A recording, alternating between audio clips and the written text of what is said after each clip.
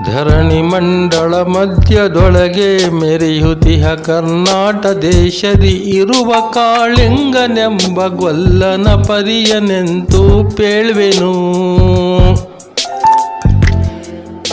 ಎಳೆಯ ಮಾವಿನ ಮರದ ಕೆಳಗೆ ಕೊಳಲನೋದುವ ಗೊಲ್ಲ ಗೌಳನು ಬಳಸಿನಿಂದ ತುರುಗಳನ್ನು ಬಳಿಗೆ ಕರೆದನು ಹರ್ಷದಿ.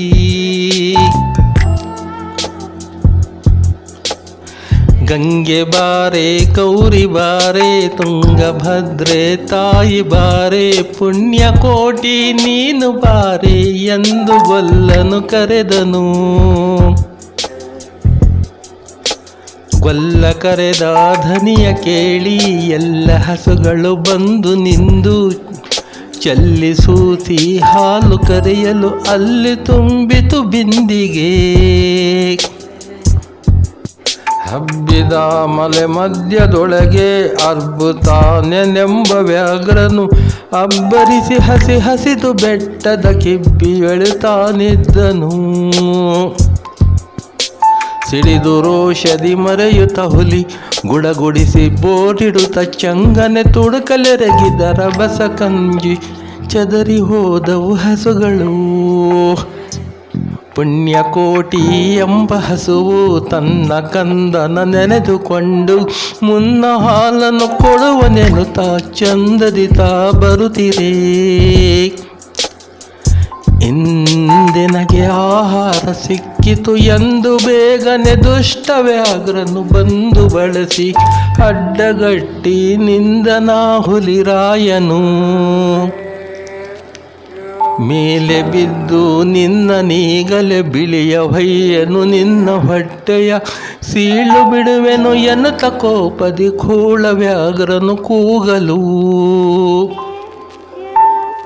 ಒಂದು ಭಿನ್ನ ಹುಲಿಯ ಕೇಳು ಕಂದ ನಿರವನು ದೊಡ್ಡಿಯೊಳಗೆ ಒಂದು ನಿಮಿಷದಿ ಮಲೆಯ ಕೊಟ್ಟು ಬಂದು ಸೇರುವೆ ನಿಲ್ಲಿಗೆ.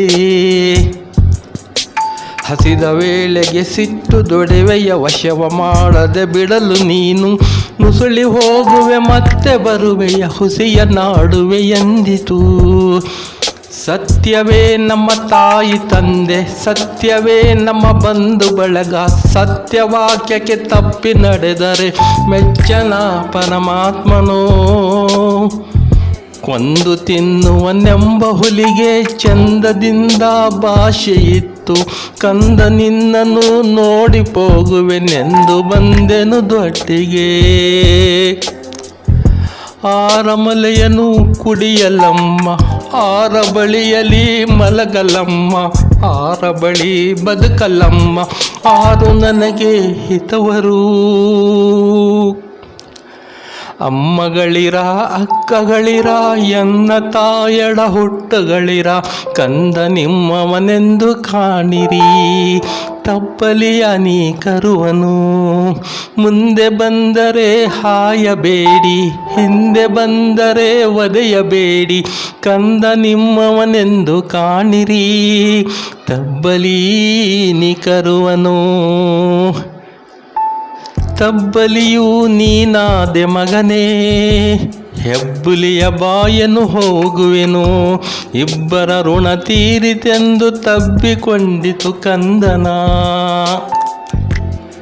ಗೋವು ಕರುವನ್ನು ಬಿಟ್ಟು ಬಂದು ಸಾವಕಾಶವ ಮಾಡದಂತೆ ಗವಿಯ ಬಾಗಿಲ ಸೇರಿ ನಿಂತು ತವಕದಲ್ಲಿ ಹುಲಿಗೆಂದಿತು.